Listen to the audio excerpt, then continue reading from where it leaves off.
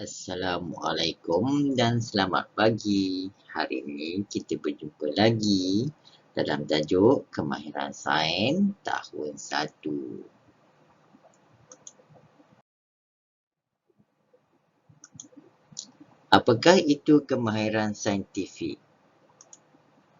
Kemahiran yang diamalkan semasa menjalankan eksperimen atau penyiasatan. Kemahiran ini terbahagi kepada dua. Yang pertama, kemahiran proses sains dan yang kedua, kemahiran manipulatif. Mari kita lihat apa yang dimaksudkan dengan kemahiran proses sains. Kemahiran proses sains yang pertama melibatkan pemerhatian. Yang kedua, kemahiran proses sains melibatkan berkomunikasi. Ada dua kemahiran proses sains. Yang pertama ialah kemahiran memerhati dan yang kedua kemahiran berkomunikasi. Kita lihat kemahiran proses sains yang pertama iaitu memerhati.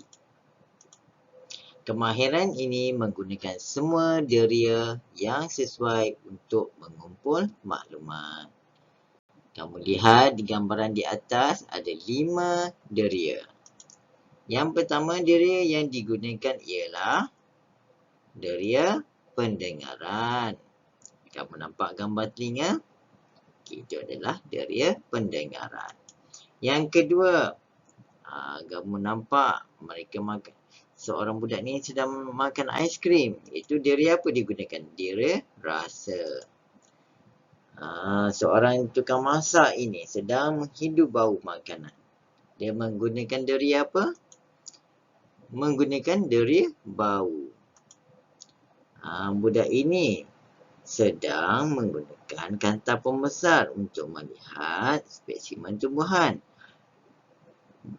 Budak ini menggunakan deria apa? Ya, dia menggunakan deria penglihatan. Jari jemari bertemu. Dia menggunakan deria sentuhan. Kemahiran sains ini menggunakan semua deria yang sesuai untuk mengumpul maklumat. Deria yang digunakan adalah 5 deria, iaitu deria yang pertama, deria pendengaran, deria yang kedua, deria rasa, deria yang ketiga, deria bau, keempat, deria penglihatan, dan yang kelima, deria sentuhan. Kelima-lima deria ini digunakan dalam proses sains memerhati. Kita lihat juga kemahiran proses sains yang kedua, berkomunikasi.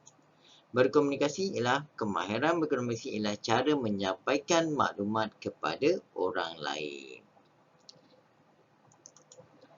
Berkomunikasi boleh dilakukan secara komunikasi lisan, iaitu kita bercakap. Yang kedua, secara lakaran. Kamu lihat murid-murid ini melukis. Dalam lukisan kita boleh menyatakan apa yang kita nak sampaikan. Dan yang ketiga, melalui tulisan. Ada 3 jenis berkomunikasi. Yang pertama, menggunakan lisan. Yang kedua, lakaran. Dan yang ketiga, tulisan. Sekarang, kita lihat pula kemahiran sains yang kedua, iaitu kemahiran manipulatif. Apa itu dimaksudkan dengan kemahiran manipulatif? Kemahiran manipulatif ialah kemahiran psikomotor semasa menjalankan penyiasatan sains. Ada 5 kemahiran manipulatif yang kita akan lihat. Yang pertama, kemahiran pertama menggunakan alatan dan bahan sains dengan betul. Yang kedua, mengendalikan spesimen dengan betul dan cermat. Dan yang ketiga, melakar spesimen dan bahan sains dengan betul. Dan yang keempat, membersihkan peralatan sains dengan cara yang betul. Dan yang kelima, yang terakhir, menyimpan bahan dan peralatan sains dengan betul. Baik, kita lihat kemahiran manipulatif yang pertama, iaitu menggunakan alatan dan bahan sains dengan betul. Okay, kamu lihat peralatan ini sebenarnya adalah peralatan yang berada di dalam amal sains. Yang mana kamu kena gunakan alatan dan bahan sains ini dengan cara yang betul.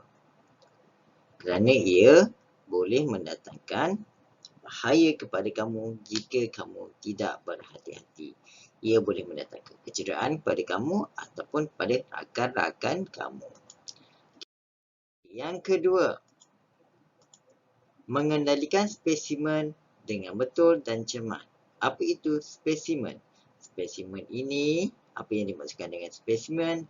Spesimen ini merujuk pada haiwan, merujuk pada bahan yang kita gunakan untuk proses uji kaji di dalam amal. Contohnya mungkin kita boleh gunakan daun, haiwan, batu-batuan, tanah dan sebagainya. Ini kita panggil sebagai spesimen, bahan-bahan ujian. Okay. Bahan-bahan ini hendaklah kita kendalikan dengan betul dan juga cermat.